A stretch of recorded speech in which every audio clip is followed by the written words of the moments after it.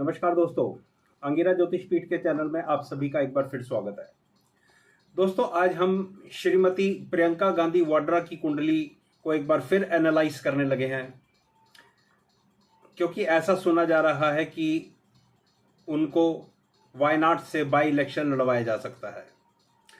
मेरे दोस्तों, आप लोगों को याद होगा, मैंने अपने इसी चैनल पर आज से 2 महीने पहले मैंने वीडियो डाला था प्रियंका गांधी वाड्रा पर। प्रियंका गांधी 2000 चुनाव कर पाएंगी चमत्कार। मैंने जो कुछ कहा वैसा ही, लगभग वैसा ही 2024 के चुनाव में घटित हुआ। उसके बाद फिर मैंने आज से लगभग 2 हफ्ते पहले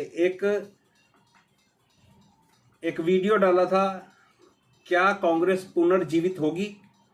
उसके अंदर मैंने साफ साफ शब्दों में कहा था कि राहुल गांधी जी को थोड़ा एक साइड करके कांग्रेस को चाहिए प्रियंका गांधी वाड्रा को आगे लेकर आए, या उसके अंदर मैंने नाम लिया था सचिन पायलट साहब का। और मैंने ये भी कहा था जो कांग्रेस के लोगों की कुंडलियां मेरे पास अवेलेबल है, मैं उन्हीं पर बात कर रहा हूं। हो सकता है कि कांग्रेस पार्टी में कोई और व्यक्ति भी इनसे ज्यादा शक्तिशाली राजयोग या अच्छे ग्रहों की दशाएं रखता हो, तो उन लोगों को कांग्रेस पार्टी को ऊपर लेकर आना चाहिए। अब आज जो बातें मैंने आज से 2 महीने पहले कही थी, या आज से पहले भी जब मैंने प्रियंका गांधी वाड्रा की जन्मपत्री पर अपने विचार रखे हैं अपने चैनल के थ्रू, तो मैंने वहां पर भी यह कहा है कि यह जन्मपत्री राहुल गांधी साहब की जन्मपत्री से ज्यादा स्ट्रांग है। आज जैसा कि कहा जा रहा है कि वायनाड से श्रीमती प्रियंका गांधी वाड्रा को इलेक्शन लड़वाया जा सकता है, बाई इलेक्शन लड़वाया जा सकता है, तो मैं एक बार फिर अपनी विचारधारा आप लोगों के सामने रखने जा रहा हूं। आप लोगों के सामने एक बार फिर अपने विचार रखने जा रहा हूं, थोड़े अलग ढंग से, थोड़े अलग तरीके से, क्योंकि अब वो 100% ऐसा लगता है कि पॉलिटिक्स के अंदर आ गई हैं, राजनीति में आ गई हैं। तो मेरे दोस्तों, प्रियंका गांधी वाड्रा की जन्मपत्री मिथुन लगन की है और मेष नवांश की है। इनका जन्म हुआ है 12 जनवरी 1972 को। ये हॉरोस्कोप आपकी स्क्रीन पर आ गई होगी। हम इस कुंडली को बांचने की कोशिश करेंगे, एनालाइज करेंगे। तो आज की डेट में जब मैं जून 2024 में हॉरोस्कोप बना रहा हूं, एनालाइज कर रहा हूं, उस वक्त सूर्य की महादशा चल रही है।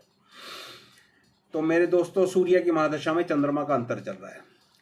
चलिए कुंडली को एनालाइज करते हैं, और जो लोग थोड़ा ज्योतिष सीखते हैं तो उनको थोड़ा टीच करते हैं। कुंडली का लगन देखते हैं, तो लगन का स्वामी बुध बृहस्पति के साथ 7वें घर में बहुत अच्छी स्थिति में है। सूर्य के साथ होने से ये एक बहुत अच्छा राजयोग बना देता है। बहुत इंपॉर्टेंट चीज यह है कि बुध और बृहस्पति दोनों के दोनों अस्त नहीं है। सूर्य बृहस्पति के साथ जाता है तो राजलक्षण योग हो जाता है, सूर्य बुध के साथ जाता है तो बुध आदित्य योग हो जाता है। कुंडली के 11th हाउस लॉर्ड की कुंडली के लगन पर दृष्टि है, जो इस कुंडली को स्ट्रॉन्ग बनाती है। ज्यादा लंबी बात नहीं करूंगा, प्रिडिक्शन पर ही ज्यादा बात करूंगा। कुंडली को थोड़ा और ध्यान से देखें तो लगन पर मंगल जैसे पाप ग्रह की दृष्टि है। लगन के दोनों तरफ केतु और शनि है। चंद्रमा की बात करें तो चंद्रमा शनि जैसे पाप ग्रह से दूषित है। अच्छी बात यह है कि सूर्य कुंडली का 2 शुभ ग्रहों के साथ पड़ा हुआ है, मतलब बृहस्पति और बुध के साथ पड़ा हुआ है। ये कुंडली को थोड़ा मजबूत कर रहा है। इस कुंडली को मजबूत करने के कुछ और भी रीजन है, उन पर चर्चा नहीं करेंगे। अब ये कुंडली के अंदर जरा ध्यान से देखो, जो बात मैं आप लोगों के सामने रखना चाह रहा हूं वो ये है कि कुंडली का 2nd हाउस देखो। कुंडली के 2nd हाउस में केतु है। केतु मंगल की तरह काम करता है, और इस कुंडली के 2nd हाउस पर शनि जैसे पापी ग्रह की दृष्टि है, और 2nd हाउस लॉर्ड पर भी शनि की दृष्टि है। तो 2nd हाउस पूरी तरह से शनि के ग्रिप में है।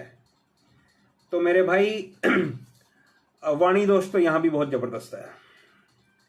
ये महिला की भी अपनी लैंग्वेज पर, अपने भाषण पर कमांड बहुत कम है। ये सब चीजें आप लोग, मैं तो ज्यादा देखता नहीं है टीवी, जितनी जरूरत होती है उतनी देखता हूं। प्रियंका गांधी वाड्रा के जो स्पीचेस हैं, जो इलेक्शन की स्पीचेस हैं, आप लोग उसके अंदर देखते होंगे। शनि का दूसरे घर में एस्पेक्ट करना, जनरली ऐसा कहा जाता है कि शनि ने दूसरे घर को देखा तो व्यक्ति को झूठा बनाता है। अब आप देख लो, ये एक पॉलिटिशियन की हॉरोस्कोप है। पॉलिटिशियंस तो कहते कुछ हैं, करते कुछ हैं। कोई भी पॉलिटिशियन हो, कोई अकेली, मैं इसकी बात नहीं कर रहा, मैं सभी की बात कर रहा हूं।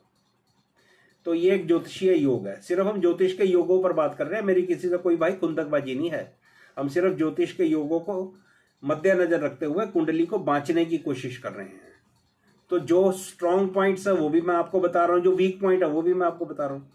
तो ये सेकेंड हाउस का शनि के ग्रिप में होना, मतलब ये अपनी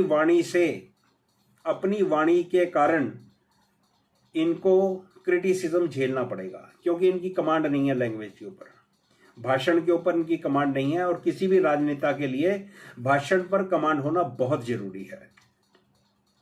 दूसरी समस्या यह है कि शनि इनका 12वें घर में पड़ा हुआ है। नीच राशि से निकलकर ये शनि 12वें घर में पड़ा हुआ है, जो एक अच्छी स्थिति नहीं है। 12वें घर का शनि अब लगन की तरफ बढ़ रहा है, और लगन की तरफ बढ़ता हुआ शनि मेरे भाई दोस्तों बलहीन होता है। शनि को 7वें घर में दिग्बल प्राप्त होता है, लेकिन कुछ एक राजयोग अच्छे बने हुए हैं, जिस कारण से ये मान सम्मान इनको आगे भी आने वाले जीवन में मिलेगा। मंगल 10वें घर के अंदर दिग्बली बैठा हुआ, ये एक बहुत अच्छी स्थिति है। तो अब प्रियंका गांधी वाड्रा को करना क्या चाहिए? देखो, ऐसा कहा जा रहा है कि ये वायनाड से इनको इलेक्शन लड़वाया जा रहा है। देखो, अगर कांग्रेस पार्टी मेरी बात माने तो मैं तो ये कहूंगा कि प्रियंका गांधी वाड्रा को इलेक्शन लड़वाने की बजाय कांग्रेस की कमान उसके हाथ में सौंप दो। अगला जो कांग्रेस का अध्यक्ष हो वो प्रियंका गांधी वाड्रा जैसा कोई व्यक्ति हो, जिसके अच्छे स्ट्रॉन्ग योग हो। बेशक इनकी वाणी पर कंट्रोल नहीं है, भाषण पर कंट्रोल नहीं है, लेकिन और दूसरे अच्छे योग और सूर्य की एक अच्छी दशा कांग्रेस को अच्छी पोजीशन में ला सकती है। तो मेरी तो कांग्रेस को यही एडवाइस है कि प्रियंका गांधी वाड्रा को अध्यक्ष बनाओ और पूरे देश की कांग्रेस की कमान इस महिला के हाथ में दे दो। कांग्रेस का भला हो जाएगा, कम से कम आज से अच्छा भला होगा। अभी 99 सीट्स है ना, तो कम से कम एक कमांडिंग पोजीशन के अंदर आ जाएगी कांग्रेस। और भारतीय जनता पार्टी के या एनडीए के जो हाई कमांड्स हैं, जो टॉप लीडरशिप है, उनको अपनी योजनाओं को दोबारा बनाने के लिए मजबूर हो जाना पड़ेगा अगर इस महिला को अध्यक्ष बना दिया जाता है तो। अब अगर ये इलेक्शन जीतकर लड़ती संसद में पहुंचती हैं, डेफिनेटली वहां भी ये अपना रुतबा तो दिखाएंगी, वहां भी अपनी बात तो करेंगी, लेकिन फिर भी कांग्रेस को आज एक ऐसे लीडर की जरूरत है, ऐसे व्यक्ति की जरूरत है जो कांग्रेस को जमीन पे जहां गिरी पड़ी है, आज बहुत नीचे तक आ गई है, वहां से वो कांग्रेस को उठा सके। और कांग्रेस को उठाने के लिए कोई लीडर ऐसा चाहिए जिसके राजयोग अच्छे हों।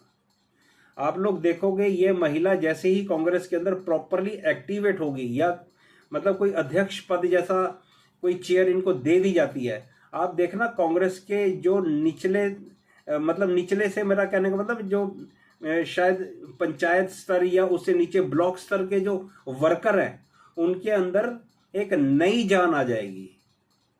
वो एक नई एनर्जी के साथ कांग्रेस के लिए काम करना शुरू करेंगे। तो इलेक्शन लड़ाने से बेहतर है कि इनको अध्यक्ष पद दे दो और वहां पर इनको ग्रूम करो और 2030 में इनको इलेक्शन लड़वाओ। बाकी जैसी कांग्रेस की मर्जी भाई, मैं तो एक एस्ट्रोलॉजिकल एनालिसिस करके एक एस्ट्रोलॉजिकल राय दे सकता हूं कि क्या कांग्रेस के लिए बेहतर है। तो कुल मिला के प्रियंका गांधी वाड्रा की हॉरोस्कोप एक अच्छी हॉरोस्कोप है, लेकिन इसके अंदर वाणी दोष है, कुछ और भी प्रॉब्लम है। अब क्योंकि इनकी सूर्य इनके पुष्कर नवांश में है, उस एक अच्छे ग्रह की दशा चल रही है, तो ये कांग्रेस को अपलिफ्ट करने में सक्षम महिला हो सकती हैं, सक्षम अध्यक्ष हो सकती हैं। ये मेरा एक छोटा सा एनालिसिस आप लोगों के लिए, आप लोगों के सामने रखा है। आप लोगों से एक और बात शेयर करना चाहता हूं। मैंने एक और वीडियो तैयार किया है आप लोगों के लिए, टोटल एस्ट्रोलॉजिकल वीडियो है वो, कि हमारे देश के प्रधानमंत्री क्यों या तो विधुर, विधवा या अविवाहित हुए? क्या ऐसा कोई ज्योतिषीय योग हमारे देश की कुंडली में बनता है? और क्यों देश के कुछ एक 3-4 लोगों ने जो अविवाहित रहे या जो विधवा या विधुर रहे, उन्होंने देश की तरक्की में एक अच्छा योगदान दिया? इस तरह की एक वीडियो मैंने आप लोगों के लिए बनाई है। 1-2 दिन में जैसे मैं उसको मुझे ठीक लगेगा, मैं उस हिसाब से आप लोगों के लिए, आप लोगों के सामने रख दूंगा। तो आशा और उम्मीद है उस वीडियो पर भी आप लोगों का अच्छा प्यार मिलेगा मुझे। आप सभी का धन्यवाद, सभी सब्सक्राइबर्स, सभी मेरे व्यूअर्स का बहुत बहुत शुक्रिया वीडियो देखने के लिए।